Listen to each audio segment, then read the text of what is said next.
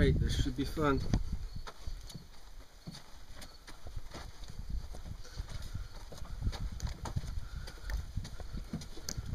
The ball of rope's gonna drive me nuts.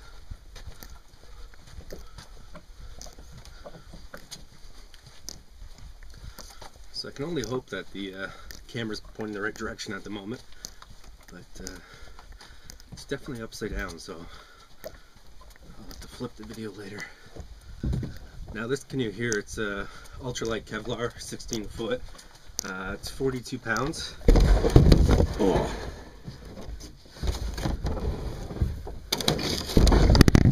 And that fucking hurt.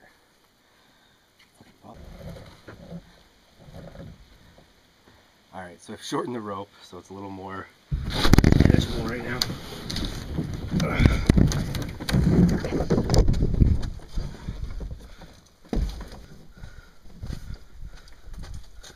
It's actually too short.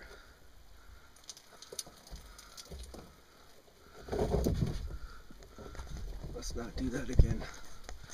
So now I'm sure the camera is crooked and my spine is officially obliterated. Actually, that didn't really hurt too much. That was just clumsy of me.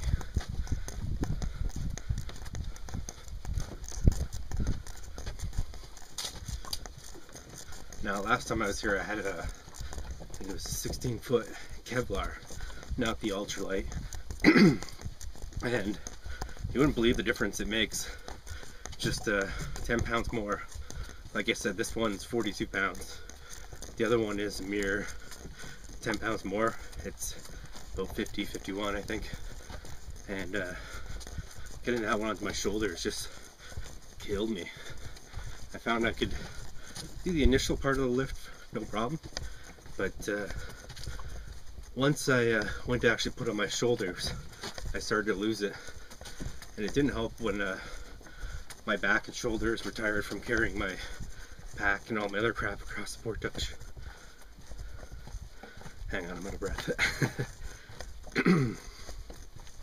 You'll see there's a little log bridge here. I don't have to use it because it's so dry this time of year. Definitely handy when you're out here in May though.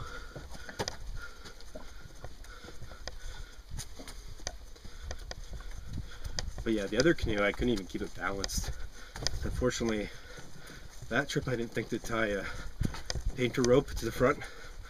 That seems to be critical to keeping it balanced. The reason why I say that is a lot of them are back heavy, and what happens is the back starts to drag down on the ground.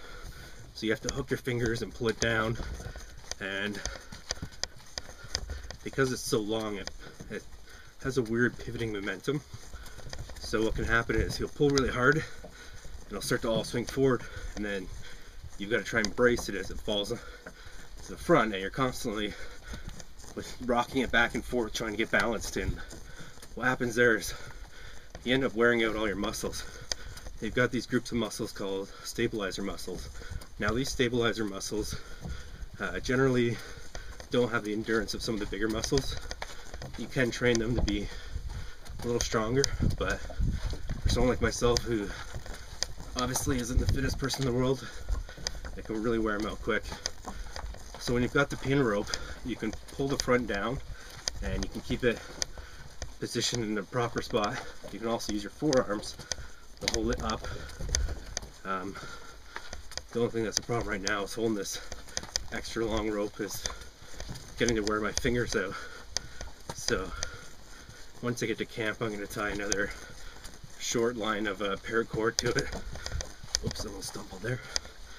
I did that to the other side just for quickly tying it up, because when I'm canoeing, that becomes the front since I'm canoeing it in a backwards position. But this end, I've just got the long painter rope provided by the portage store.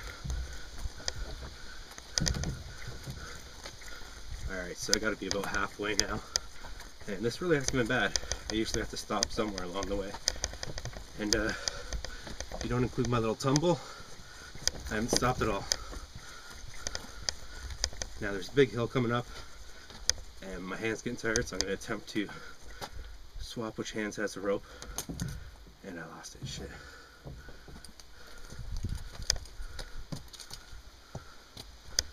try something tricky here. There's a branch sticking out. I'm gonna hook the rope on that.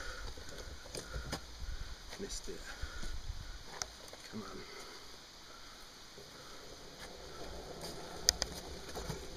No! Alright, one more try.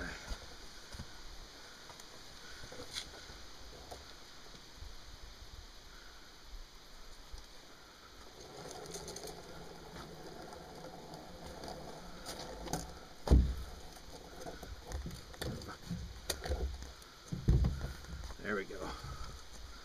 Didn't even have to stop and put down the canoe.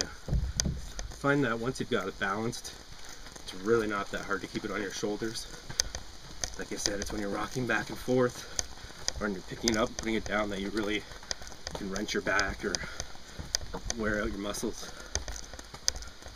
Now this hill isn't too bad. What I'm worried about is a batch of rocks up ahead.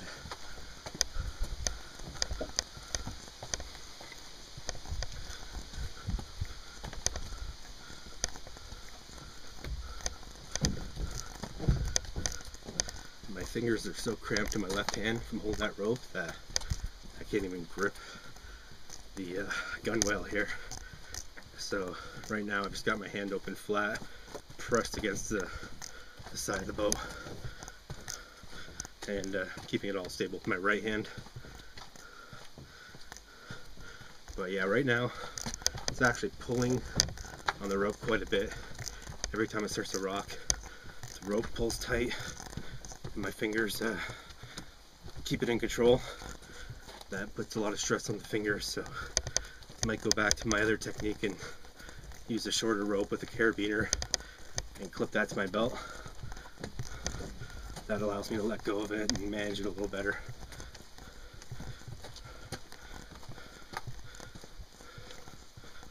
Alright, so here comes some ankle twisters.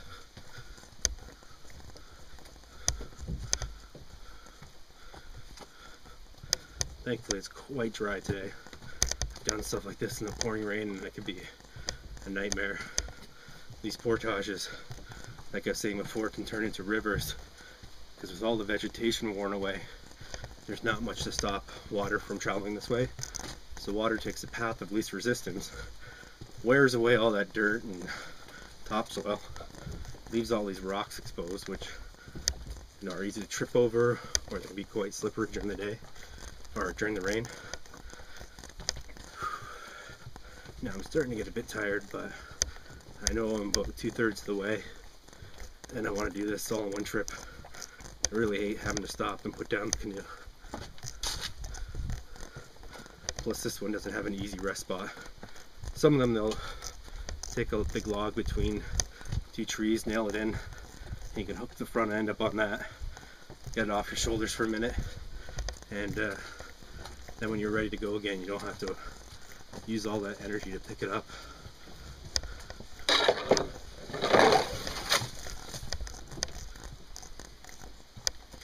Now, just like my left hand, my right hand's starting to get pretty cramped right now. So this ball of rope was not the best idea.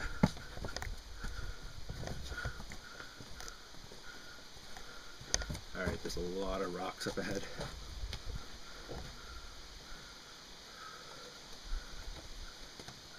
So what I can do is I can slow right down here, pulling back fairly tight on this rope, which keeps not only the nose down, but it pulls the canoe back up onto my shoulders.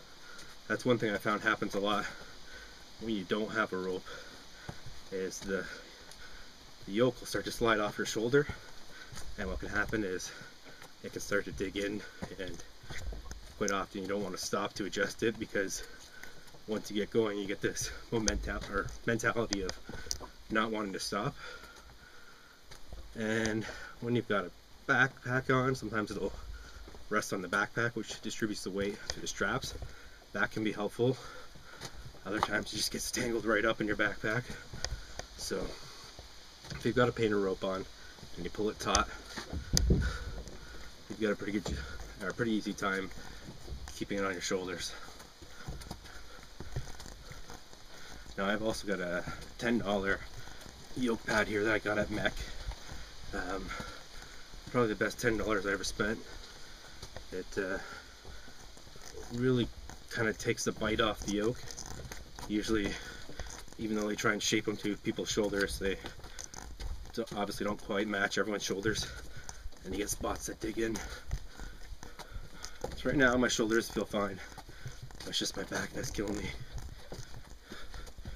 But I can keep it pretty straight, like keeping my back straight, and by keeping the back straight and locking into position, the weight's just going through my spine and it's not going to make my back hurt anymore.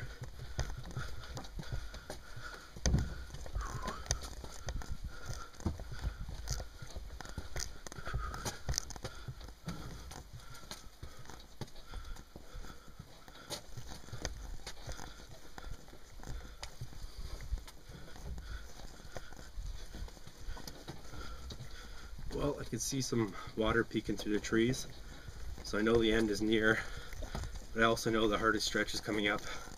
There's going to be a lot of rocks here, so I don't know how much I'll be chatting through this part.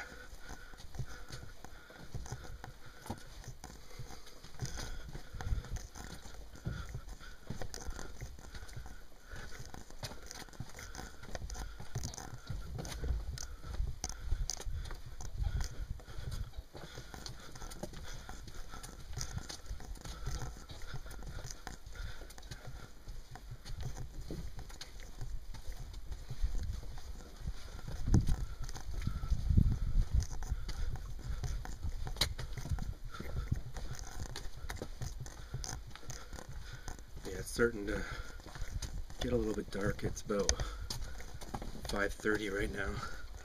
Sunset's not till about 9, but you start losing a lot of the overhead light, which lights up these portages during the morning and at night.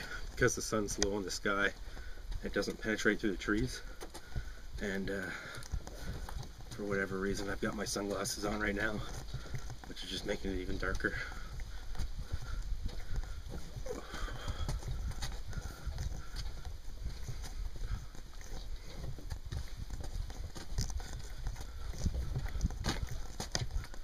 Alright, we're almost there. One little bad spot left. The last 5 feet down to the water is quite the drop off, and it's a tangled web of roots and rocks, so I'm not sure what the best route to take is here. Oh, and of course it's windy on Little Otterslide. I'm shocked.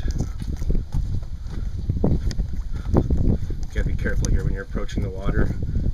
Sometimes the wind can just knock the canoe right off your shoulders.